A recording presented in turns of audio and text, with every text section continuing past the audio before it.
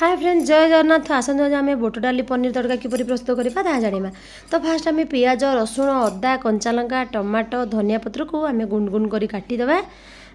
देखो तो तापर आम पनीर की गुण गुण कर काटिदेवा। आम जीरा डालचिन तेजपत्र टी नहीं बुट डाली घंटे पूर्व बतुरी कहीं ना बुट डाली सीझबनी न बतुरले तो भलकी धोईकी प्रेसर में आम लुण टी देकी सीझापी छाड़देवा।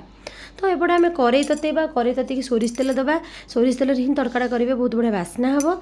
तो तेल तातीगला आम से जो जीरा तेजपत्र डालचिन रखी दबा फुटण। तो जीरा फुटीगला आम कंचा लंका को फास्ट पकेवा। तो कंचा लंका टिके भाजिला आम रसुण को पकेवा। रसुण टिके भाजिला आम अदा को पकेवा। अदा रसुण टिके अदा रसुण निहाती बेसी फ्राए हवा दरकार। तो टिके 2-3 मिनट आम फ्राए करदे हो गला आम लास्ट को पियाज पकेवा। तो पियाज टाक टिके फ्राए करदे। पियाज बेसी दरकार नहीं अधिका फ्राए दरकार नहीं टिके हल्का सीझीगला आम टमाटो जो गुण गुण कर रखा पकेवा। टमाटो पियाज को टिके एपट सेपट कर आम कषिदेवा। देखो टमाटो पियाजटा भलकी कषिगला आम जो पनीर रखी तो पनीर की पकेवा। तो पनीर की टिके आम एमती पियाज टमाटरे आम टिके भाजिबा। तो से हल्दी आ टिके लुण पकेवा। तो हल्दी लुण देकी टिके एमती कषिला भाया करवा।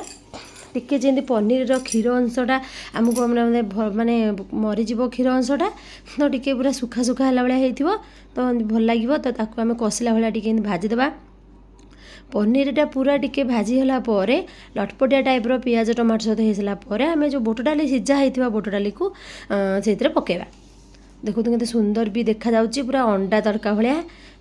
तो बुट डाली की दे सारापर आम एपट सेपट करवा टिके फुटापी छाड़देवा। तो बुट डाली दे सारापर आम से आम जो घर मसला बा जीरा गुंडा आपंकर जहाँ थी तो आमर जीरा धनिया डालचिनी एका संगे आम घर मसला बनू। तो से मुझे पकईदेली। तो आपड़ चाहिए निजे करी मसला भी देवे। तो तापर आउ टिके चिकेन मसला भी देवे। तो आमर जेहेतु आम बाहर जिनस दौनु तो आम आम घर मसला ही दौचु। तो तापर आम घर मसला देकी टिके फुटापी छाड़देवा टिके एपट सेपट करके। तो लास्ट को तापर आम कौन करवा ना तड़का मसला ही दबा। देखो तो पूरा अंडा तड़का भाया भी लगे आमर कह गले भेज अंडा तड़का जी आमर खाऊ थे नॉनभेज। तो स्पेशली भाया लोक तो से एमती भी आप भेज तड़का खाईपारे।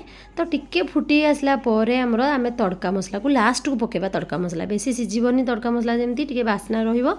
तो तड़का मसला देवा ताको एपट सेपट करदेवा 2 मिनट आम घोरेदेवा तड़का मसलार बास्नाटा से रही। तो तापर आम काढ़ी देकी आम गरम मसला देदेवा।